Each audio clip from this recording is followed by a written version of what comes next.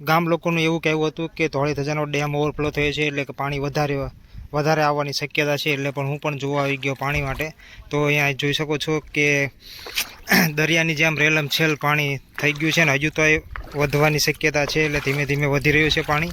વચ્ચે થોડીક ટાઈમ ઓછું થઈ ગયું હતું, એટલે થોડીક હર્ષની લાગણી થઈ હતી કે હાશ કે હવે પાણી ઓછું થયું એટલે હવે થોડીક રાહત મળશે. પણ ના, ધોળી ધજાનો ડેમ ઓવરફ્લો થઈ ગયો છે, એટલે હવે પાણી વધવાની શક્યતા વધી છે. આ છે મીઠાપુરથી કોઠા તલાવડીનો હાઈવે.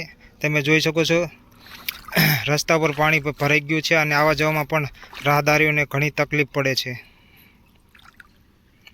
અને મીઠાપુર ગામની ફરતે જે પાણી ઓછું થયું હતું તે પણ હવે વધશે ધીમે ધીમે, એટલે ગામમાં પણ ચિંતાનો વિષય છે.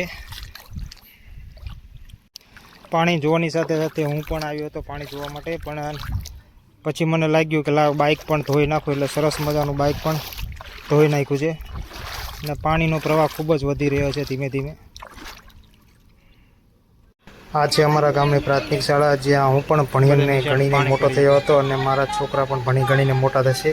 પણ અત્યારે હાલમાં પાણી ગરી ગયું છે, એટલે છોકરાને નિશાળ મોકલી શકાતા નથી. એટલે શિક્ષકો ગામમાં સ્થાનિકોના ઘરે આવીને ભણાવે છે. એક રીતે આપણે જોવા જઈએ તો અમારાથી છેક બાવળા સુધી કંપનીઓ જ બની રહી છે, એટલે પાણીનો નિકાલ થતો નથી. એટલે જેથી પાણી પાછું ફરવાથી ગ્રામજનોએ ઘણી મુશ્કેલીનો સામનો કરવો પડે છે.